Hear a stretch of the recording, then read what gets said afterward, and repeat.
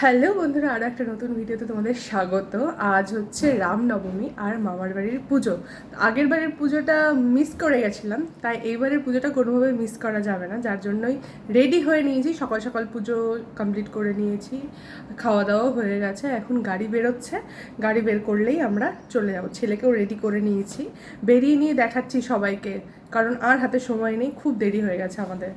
তো এই যে আমরা বেরিয়ে গেছি, এই যে সামনে বসেছে বাবা, আর এইখানে আছে বৌদি, আর রাজু কাকুদের গাড়িতে গেছে দাদা আর বুকান, আর এই যে আমার ছেলে ঘুমাচ্ছে।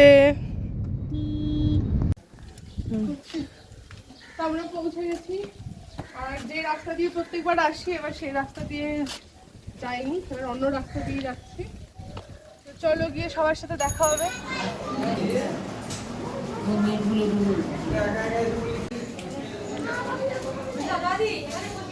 বল কিছু বললে বলেছে। তো এই যে ঠাকুর ঘর চলে এসেছি, দেখে নাও। আর সাজানোটা পুরোটাই মামা রাজ ওরা মিলেই করে প্রত্যেকবার।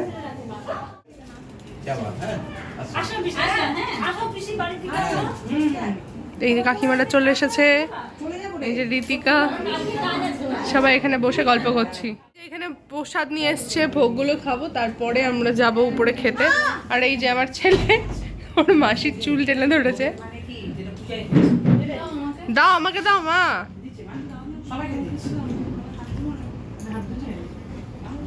বাহ, ননদ বৌদির ভালোবাসা।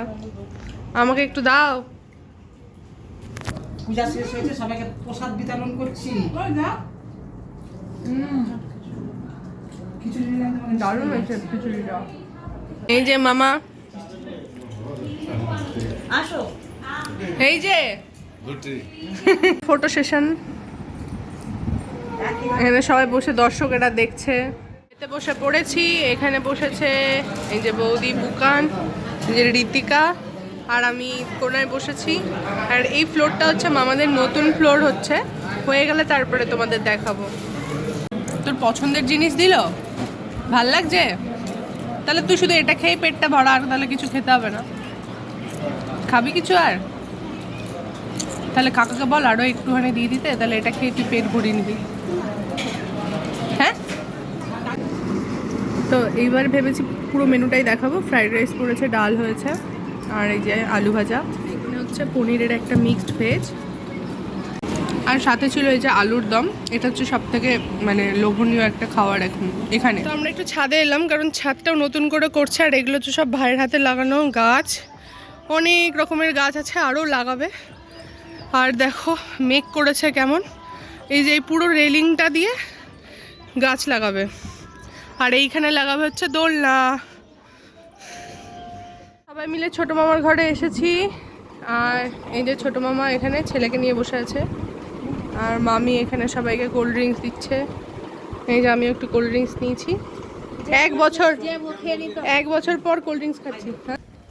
তো এখন আমরা যাচ্ছি মেজো মামার বাড়িতে, কারণ এখানে অনেকদিন বাদে এলাম, আর ছেলেকে নিয়ে প্রথমবার এলাম, তাই একটু যাচ্ছি ওখানে দেখা টাকা করে, তারপরে এখানে আবার আসবো, এসে একটু ফ্রেশ হয়ে তারপরে বাড়ি যাব। যে আমরা এখন সবাই মিলে এই ঘরে বসে আড্ডা মারছি, আর ইনি হচ্ছে মুখ ঢেকে বসে আছে, কারণ ইনি আমার ব্লগে আসতে চায় না, তাই। আসি তাহলে, সময় করে যেও।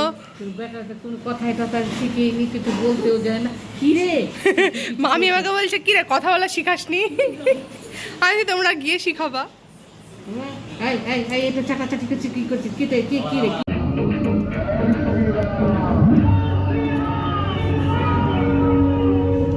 কিছু বছর আগে অব্দি এত হতো না। তো আমরা এখন একটু বাঁধে এলাম ঘুরতে সবাই মিলে, আর রাজ আমাদেরকে আইসক্রিম খাওয়াবে, এখনো এসে পৌঁছালো না। সবাই এখানে ছবি টবি তুলছে, আর ওরা কোথায় গেল? আইসক্রিম নিতে অত দূর চলে গেছে। আইসক্রিমের দোকানে সবাই তাকাচাকি করছে। কাকিমা কই? যাও যাও যাও, কোনটা নিবা? বাবা জিজ্ঞেস করছে রীতিকা আমি কি খাবো।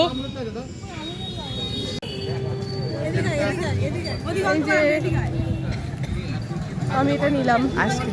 তো এই যে পিকিদি নিয়ে এলো আমাদেরকে ভুট্টা খাওয়াতে। আমি যে আইসক্রিম খেলাম ওটা বলেছিস?